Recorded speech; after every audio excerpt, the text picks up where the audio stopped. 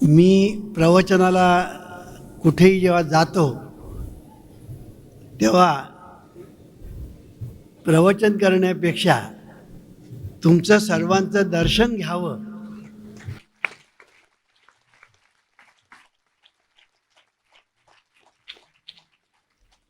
कारण तुकाराम महाराज म्हणतात संत दर्शन्या लाभ पद्मनाभ जोडला.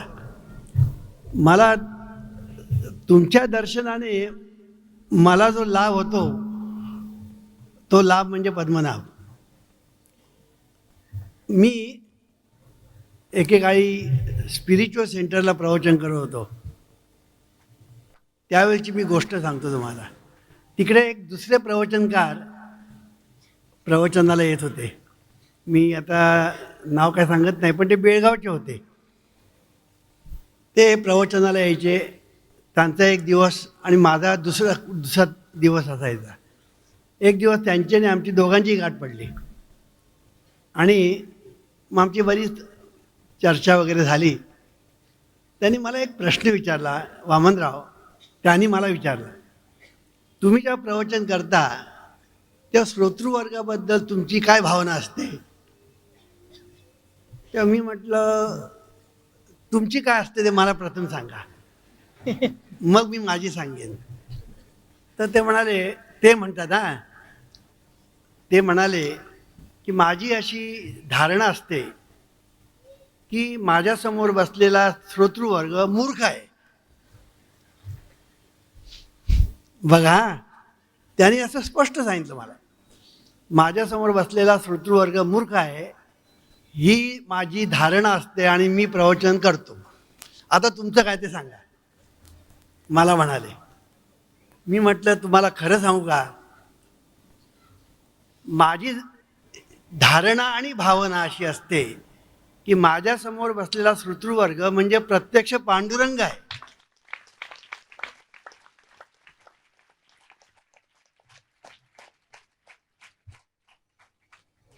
आणि माझं प्रवचन म्हणजे त्याला दिलेलं नैवेद्य आहे. आणि ह्या नैवेद्याने हा पांडुरंग म्हणजे श्रोतृवर्ग आनंदित व्हावा, सुखी व्हावा, एवढ्यासाठी हा माझा प्रवचन म्हणजे उपासनेचा भाग आहे.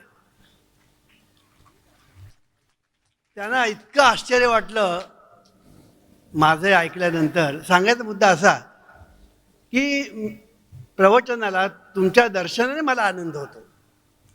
आता तुम्हाला माझ्या दर्शनाने आनंद होतो हे मी प्रत्यक्ष पाहतो, पण तुमच्या दर्शनाने मला आनंद होतो हे तुम्हाला मी सांगितल्याशिवाय कसं कळणार? आपुलिया जीवे शिवासी पाहावे. कळलं की नाही? हा परमार्थाचा विषय आहे, अध्यात्माचा विषय आहे. आता ह्या विषयावर बोलायचं म्हणजे मला खूपच प्रवचन करायला पाहिजे. गंमत अशी आहे की जीव आणि शिव हे दोन शब्द आपण नेहमी ऐकतो. जीव आणि शिव हे दोन शब्द आपण नेहमी ऐकतो. आपल्याला असं वाटतं की जीव आणि शिव हे दोन वेगवेगळे आहेत आणि हे दोन वेगवेगळे एंटिटी त्यांनी म्हणजे एकाने दुसऱ्याला पाहायचं, जीवाने शिवाला पाहायचं, अशी त्या वाक्यातून आपली एक धारणा होण्याची शक्यता असते. का असतं? वाङ्मयामध्ये जेव्हा मनुष्य लिहितो ना, तेव्हा लिहिताना त्याला द्वैताची कास धरावी लागते. सांगायचं असतं अद्वैत, पण द्वैताची कास धरत त्याला सांगावं लागतं. आणि द्वैताची कास धरत अद्वैत सांगताना सांगणारा बरोबर सांगत असतो, पण ऐकणारा गोंधळात पडतो. सांगणारा बरोबर सांगत असतो, पण ऐकणारा गोंधळात पडतो. परमार्थाच्या क्षेत्रामध्ये नेमके हेच झालेलं आहे. म्हणून मी नेहमी म्हणतो की माणूस परमार्थात पडला म्हणजे कळलं ना, अंडरलाईन. मनुष्य परमार्थात पडला की तो उठतच नाही, असं मी नेहमी सांगतो. त्याचं कारण हे आहे की हा परमार्थ विषय जो आहे, अध्यात्म हा जो विषय आहे, ह्या विषयाची जी डेप्थ आहे आणि या विषयाची जी हाईट आहे ती डेप्थ एवढी खोल आहे आणि हाईट त्याची एवढी उंच आहे की सामान्य माणसाला तेवढ्या खोलात जाता येत नाही आणि तेवढ्या उंचीवर त्याला झेप घेता येत नाही. आणि याचा परिणाम असा होतो की सामान्य माणसं ज्या वेळेला परमार्थात पडतात तेव्हा ते पडतात, उठतच नाहीत. हे मला सांगायचं आहे. हे मी काय सांगतोय की परमार्थाविषय आता त्यांनी सांगितलं येरा गबाळ्याचे काम नाही. हा परमार्थ हा जो विषय, अध्यात्म हा जो विषय आहे, हा विषय येरा गबाळ्याचा काम नाही. कोणी उठावं आणि परमार्थ करावं इतका परमार्थ सोपा नाही. परमार्थ करण्यासाठी एक अधिकार लागतो,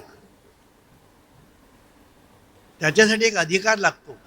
आणि हा अधिकार जो आहे हा श्रवण, वाचन, चिंतन, साधना आणि सद्गुरु कृपा या 5 गोष्टीने मंडित असतो. या सात गोष्टी मंडित असतो. श्रवणाची वाट चोखाळली शुद्ध, गेले भेदा भेद निवारुनी असं म्हटलंय की श्रवण जे आहे शुद्ध श्रवण असावं लागतं. आज काय गंमत झालेली आहे, शुद्ध श्रवण नावाची गोष्ट नाही. एक सांगणारा शुद्ध काहीतरी बोलतो आहे असं आपल्याला क्वचित आढळतं. बहुतेक ठिकाणी आपल्याला असं आढळतं की सांगणारा जो आहे तो स्वतःच गोंधळात पडलेला आहे असं आपल्याला आढळतं. त्यामुळे ऐकणारा अधिक गोंधळात पडतो. आणि म्हणून मी नेहमी सांगत असतो की राजकारणात गोंधळ कमी असेल पण अध्यात्माच्या परमार्थाच्या प्रांतामध्ये गोंधळ अधिक आहे असं मी नेहमी सांगतो. त्याचं कारण ते आहे की परमार्थाविषय वाटतो तेवढा सोपा नाही आणि वाटतो तेवढा कठीण पण नाही. सद्गुरूची जर मदत मिळाली तर तो सोपा आहे आणि सद्गुरूची जर मदत मिळाली नाही तर तो कठीण आहे. कठीण म्हणजे काय, तो जमण्यासारखाच नाही, मग त्या वाटेला जाऊच नाही असं मी म्हणेन. पण सद्गुरू जर भेटले आणि ते सुद्धा खरे सद्गुरू, त्याच्यामध्ये पुन्हा भाग आहे. नंतर गल्ला भरू सद्गुरू मिळणं हे प्रत्येक गल्लीमध्ये सुद्धा मिळेल. गल्ला भरू सद्गुरू गल्ली गल्लीमध्ये मिळतील. अगदी दिल्लीला जाईपर्यंत प्रत्येक गल्लीत तुम्हाला मिळेल. खरे सद्गुरू मिळणं आणि त्यांच्याकडून खरं ज्ञान मिळणं ही गोष्ट मणिकांचन योगासारखीच आहे, हे आपण लक्षात ठेवायचं. ज्ञानेश्वर महाराज म्हणतात, गुरु तेथे ज्ञान, ज्ञानी आत्मदर्शन, दर्शनी समाधान आती जैसे. गुरु तेथे ज्ञान, ज्ञानी आत्मदर्शन आणि दर्शनी समाधान आती जैसे. की गुरुकडून आपल्याला जे ज्ञान मिळतं ते ज्ञान पै बरवे, जरी मनी आती आणावे, तरी संताया भजावे सर्वस्वेसी. ते ज्ञानाचा कुरुठा, ते तर सेवा दारवंटा, तो स्वाधीन करुनी घेई सुभटा ओळगोनी. तनु मनु जीवे चरणाशी लागावे, अगरवता करावे दास्य सकळ. काय सुंदर सांगितलं बघा की तुला जर हे परमार्थ आत्मज्ञान पाहिजे असेल तर ते मिळण्याचं ठिकाण एकच आहे. ते मिळण्याचं का म्हणजे संतांना शरण जाणं. संतांकडे जाणं नाही, संतांना शरण जाणं. शरण जाणं वेगळं आणि संतांकडे जाऊन नुसता नमस्कार करणं वेगळं. सांगायचा मुद्दा, तुकाराम महाराज म्हणतात संत दर्शने हा लाभ. त्याच्यामध्ये दर्शन हा शब्द जो आहे त्याच्या पाठीमागे मार्ग हे 2 अक्षरं घातली पाहिजेत. मार्गदर्शन, संत दर्शने हा लाभ म्हणजे मार्गदर्शने हा लाभ. संत जे मार्गदर्शन करतात त्या मार्गदर्शनाने आपल्याला लाभ होतो. पण मार्गदर्शन केलं म्हणजे झालं असं नव्हे. तर संत ज्याप्रमाणे मार्गदर्शन करतात त्याप्रमाणे शिष्याने मार्गक्रमण करायला पाहिजे. म्हणून मार्गदर्शनाप्रमाणे मार्गक्रमण करणारा जो शिष्य असतो, जो साधक असतो, तो मुक्कामाला जाऊन पोचतो. म्हणून ते ज्ञान पै बरवे, बरव ज्ञान म्हटलेलं आहे. बरव ज्ञान, बरव ज्ञान आणि हिरवं ज्ञान हे फरक आहे. हिरवं ज्ञान म्हणजे कच्चं ज्ञान आणि बर्व ज्ञान म्हणजे पक्क ज्ञान. आता आंब्याचे दिवस जवळच सुरू झाले नाही का? आंब्याचे दिवस आता जवळच सुरू झाले. आंबा ज्यावेळेला कच्चा असतो तेव्हा त्याला आपण कैरी म्हणतो. तिचा रंग हिरवा असतो आणि चवीला ते आंबट असतं आणि दिसायला ते आतमध्ये जरा पांढरं शुभ्र असतं. ह्याच्या उलट आंबा जो असतो तो आंबा कधी होतो? कैरीच पिकला की आंबा होतो. कैरी पिकली की त्याचं रूपांतर आंब्यामध्ये होतं. ट्रान्सफॉर्मेशन, परिवर्तन असं जे आपण म्हणतो ते कैरी पिकली की त्याचं रूपांतर आंब्यामध्ये होतं. आता आंबा कुठून आला? आंबा कैरीतूनच आला.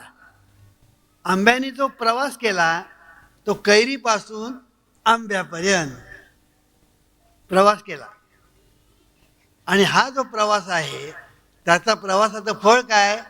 शेवटी आंबा गोड झाला. जो आंबट होता तो गोड झाला. जो हिरवा होता तो पिवळा झाला. त्याला गंध नव्हता तर आंब्याला सुगंध. कैरीच्या दर्शनाने तेवढं बरं वाटत नाही, पण आंबा पाहिल्यानंतर रूप पाहता लोचनी सुख झाले हो साजणी. तो हा आंबा बरवा. तो हा आंबा बरवा असं आपण जर म्हटलं तर अतिशयोक्ती होऊ नये. आंबा किती गोड, दिसायला किती सुंदर आणि चवीला किती मधुर. आंब्यासारखा आंबाच, म्हणून आंबा म्हणजे किंग ऑफ फ्रुट्स असं आपण म्हणतो. फळांचा राजा म्हणजे आंबा. आता आंबा कुठून आला? कैरीतून आंबा निर्माण झाला. कैरीचं परिवर्तन आंब्यात झालं. तसं जीव आणि शिव आहे.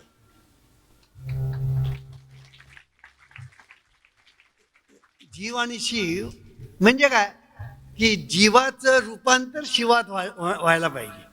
जीव म्हणजे कैरी तर शिव म्हणजे आंबा. जीवाचं रूपांतर शिवामध्ये होणं म्हणजे परमार्थ. ह्याचं वर्णन तुकाराम महाराजांनी फार सुंदर केलेलं आहे. पिकली या शेंदे कडूपण गेले, पिकली या शेंदे कडूपण गेले, तैसे आम्हा केले पांडुरंगे. आठव नाठव गेले भावा भाव, झाला स्वयं एव पांडुरंग. किती सुंदर सांगितलं. पिकलिया शेंदे कडूपण गेले, तैसे आम्हा केले पांडुरंग. तिकडे शेंद हा शब्द वापरलेला आहे, मी ते कैरी वापरला.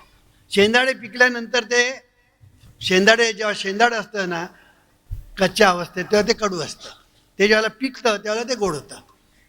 कैरी जशी आंबट असते, पिकल्यानंतर आंबा झाल्यानंतर गोड. तसं तुकाराम महाराज म्हणतात, पिकली या शेंदे कडूपण गेले, तैसे आम्हा केले पांडुरंग.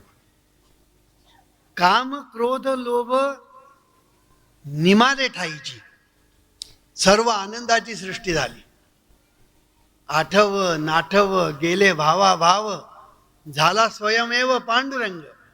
तुका म्हणे भाग्य या नावे म्हणजे संसारी जन्मी दे याची लागली. काय सुंदर सांगितलं. ते असं म्हणतात की काम क्रोध लोभ निमाले ठाईची, सर्व आनंदाची सृष्टी झाली. आणि पुढे म्हणतात आठव नाठव गेले भावा भाव, झाला स्वयमेव पांडुरंग. जीवाचा शिव झाला. ही गंमत आहे. म्हणजे जीवाचं रूपांतर शिवात होणं म्हणजे पिकलिया शेंदे कडूपण गेले, म्हणजे कैरीचं रूपांतर आंब्यात झालं, म्हणजे जीवाचं रूपांतर शिवात झालं. आणि म्हणून जीवाचं रूपांतर शिवात होण्यासाठी प्रवास करावा लागतो. तो प्रवास, जीवाचं रूपांतर शिवात होण्यासाठी जो प्रवास करावा लागतो त्या प्रवासाला साधना असं म्हणतात. ही जी साधना जी आहे, या साधनेचंच वर्णन जर करायचं झालं तर ही साधना करायची, ह्याच्यासाठी काय केलं पाहिजे? जंगलात गेलं पाहिजे, साधू व्हायला पाहिजे, संन्यासी व्हायला पाहिजे, बैरागी व्हायला पाहिजे, गुहेत जाऊन बसायला पाहिजे, अरण्यात जायला पाहिजे? कुठे जायला नको, कुठेच जायला नको. ठाईच बैसोनी करा एक चित्त, आवडी अनंत आळ व्हावा, रामकृष्ण हरी विठ्ठल केशवा, मंत्रा जपावा सर्व का. याविण आणिक नाही पै साधन. साधन शब्द आहे, साधन. याविण नाही आणिक पै साधन, वाहत असे आण विठोबाची. तुका म्हणे आहे सोपे सर्वाहुनी, शहाणा तो धनी घेतोय. हे अगदी सोपं आहे हो. परमार्थ मगाशी मी सांगितलं, परमार्थ कठीण आहे सद्गुरू विना, आणि सोपा आहे सद्गुरू सह. सद्गुरूचं मार्गदर्शन केलं की सगळं सोपं आहे. का? त्याचं कारण असं आहे की सद्गुरूंनी जी तपश्चर्या केलेली असते, सद्गुरूंनी तपश्चर्या केलेली असते, सद्गुरूंची साधना केलेली असते, सद्गुरूंनी जे कष्ट केलेले असतात, ते सगळे कष्ट, ती मेहनत, ते तप, ते पुण्य सद्गुरू साधकाच्या पाठीमागे उभं करतो.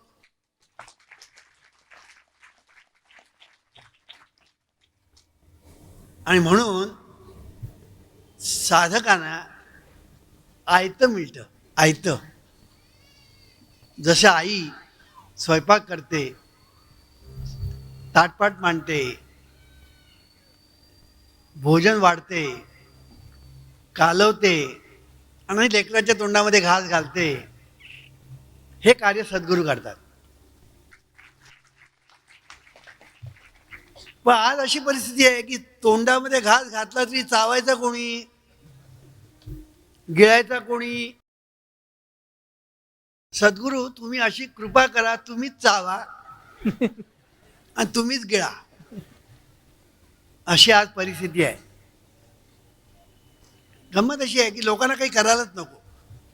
लोकांना फक्त उदी पाहिजे, भस्म पाहिजे, अंगारे पाहिजे, दुपारी पाहिजे, कुठेतरी एक अभिषेक केला की मोकळे झाले. आज लोकांना स्वतःला काही करायला नको, कुठेतरी जाऊन चटकन काही मिळतं का त्याचा ते प्रयत्न करत असतात. मग आज इकडे जा, उद्या तिकडे जा, परवा तिकडे जा. जसा एखादा मनुष्य असतो, इथे विहीर खण, थोडं खणतो, पुन्हा जातो, इथे काय अर्थ नाही, दुसरीकडे जातो, तिकडे खणतो, इकडे काय अर्थ नाही, तिकडे खण. शेवटी याला कधीच विहीर लागत नाही. कारण 1000 ठिकाणी खणल्यानंतर विहीर लागेल कशी? एकाच ठिकाणी खण ना. बरं खणशील तर वाटे तिकडे खणू, दगडावर खणलं काय उपयोग? दगड खणतोय खणतोय काय उपयोग? तेव्हा जमीन जरा भुसभुशीत तरी बघ ना, मग खण. तसं आपल्या इकडे धाव तिकडे धाव तिकडे धाव असं जे चाललेलं असतं परमार्थाच्या क्षेत्रात, त्याने हाताला काहीच लागत नाही. धावा धाव, पळापळ, या पलीकडे हाताला काहीच लागत नाही. आणि म्हणून ह्याच्यासाठी मार्गदर्शन हे फार आवश्यक असतं. आणि हे जे मार्गदर्शन जे आहे, हे मार्गदर्शन मिळालं त्याप्रमाणे मार्गक्रमण केलं पाहिजे. मार्गक्रमण करणं हे फार महत्त्वाची गोष्ट आहे. मार्गदर्शन हे दुर्मिळ आहे, पण मार्गदर्शन मिळाल्यानंतर मार्गक्रमण करणं हे महत्त्वाचं आहे. गंमत आहे, तुम्ही आता ह्या बाजूला रस्त्यावरून चाललेला आहात. आता ह्या बाजून जाताना जर तुम्हाला वाटेत कोणतरी एक नवखा मनुष्य भेटला आणि त्याने तुम्हाला विचारलं, काय हो, मला विटीला जायचं आहे. आता पूर्वीचं विटी आणि आता तर छत्रपती शिव रेल्वे टर्मिनस असं आता म्हणतात त्याला. तो तिकडे विटीला, आता विटीच म्हणतो, ते लांब लचक मला म्हणावं लागेल. अरे विटीला आम्हाला जायचं आहे, तर कसं जायचं हो? तो तिकडे उभा आहे, त्याने सांगितलं तुम्हाला कुठे जायचं? विटीला ना, तिथे जा. म्हणजे अगदी विरुद्ध दिशेला सांगितलं. आता तो जाणार कुठे? नेमका विटीला जाण्याच्या ऐवजी विरुद्ध दिशेला जाईल.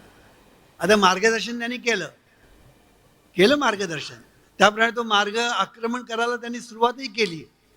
पोचला कुठे? पोचला दादरला जाऊन पोचला. अरे विटीला जायच्या ऐवजी तो दादरला जाऊन पोचला. आता उपयोग काय? चालला, शिणला, कष्ट केले भरपूर, पोचला कुठे? नको तिकडे जाऊन पोचला. त्याला पोचायचं होतं विटीला. परमार्थ क्षेत्रामध्ये असं होतं.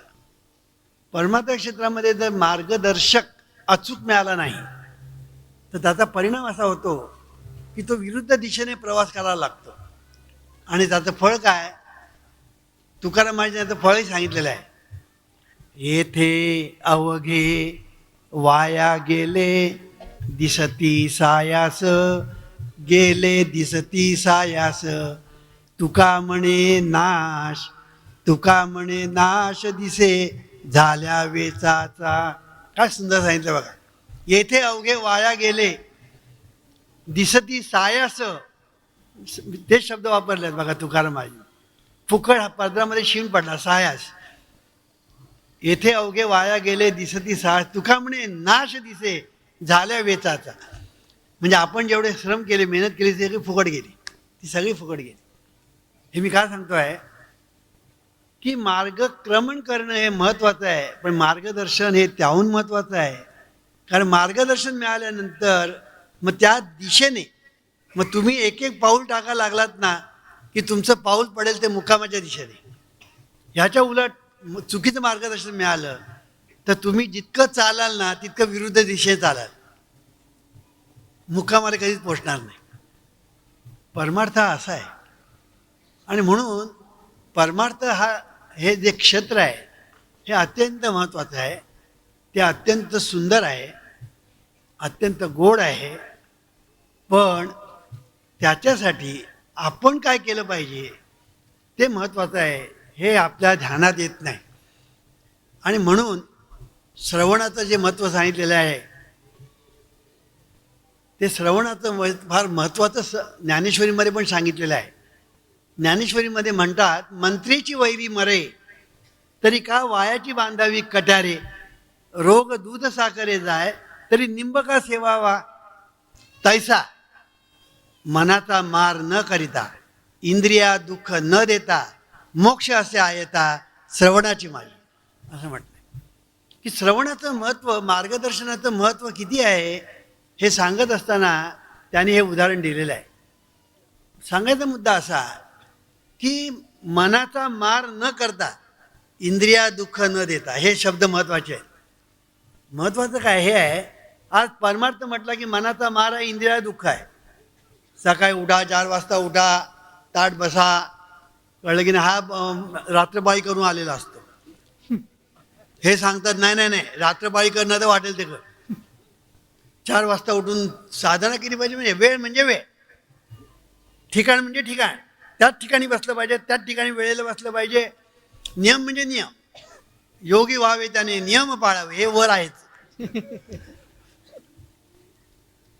संत सांगता असं काही करण्याची गरज नाही. जेथे असाल तेथे नामाचे चिंतन, यावनी साधन आणिक नाही. साधन तुम्ही जेथे असाल तेथे देवाचे चिंतन करा. चिंतन हा चिंतामणी. सांगायचा मुद्दा असा की हे जे श्रवण आहे, श्रवण हे फार महत्त्वाचं आहे.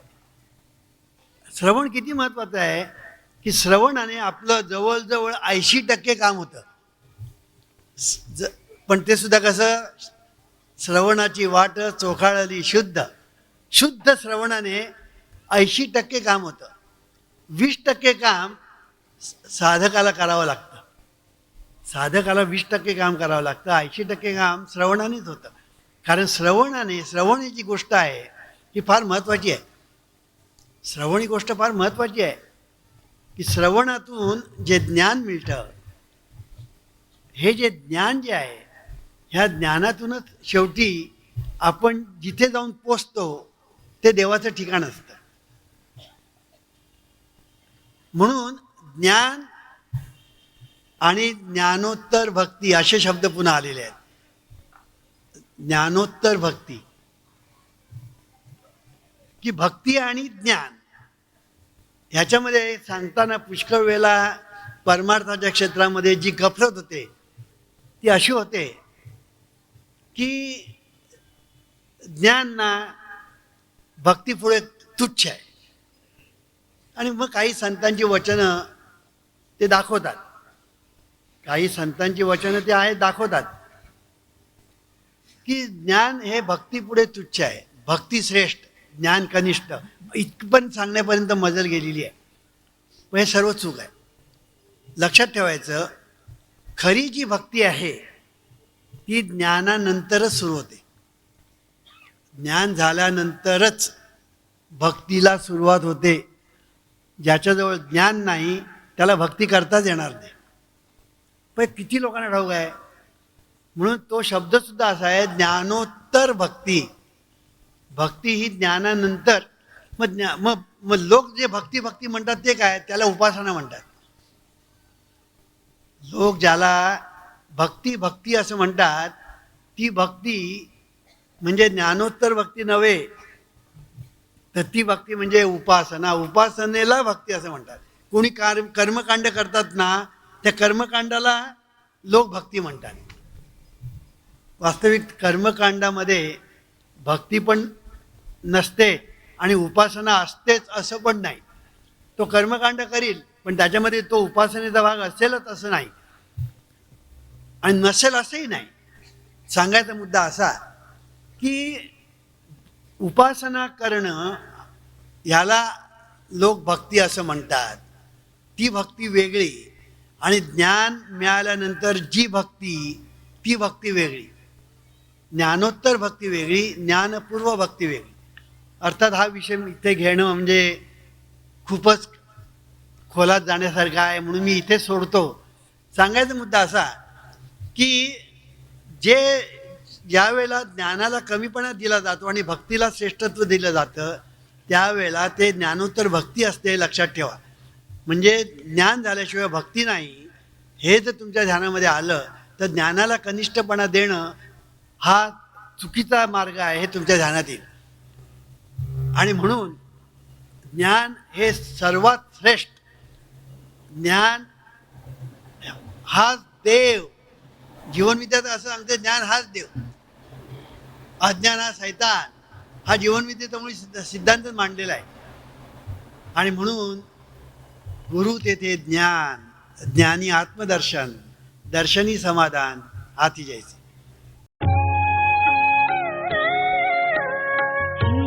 ईश्वरा सर्वांना चांगली बुद्धी दे, आरोग्य दे, सर्वांना सुखात आनंदात ऐश्वर्यात ठेव. सर्वांचं भलं कर, कल्याण कर, रक्षण कर.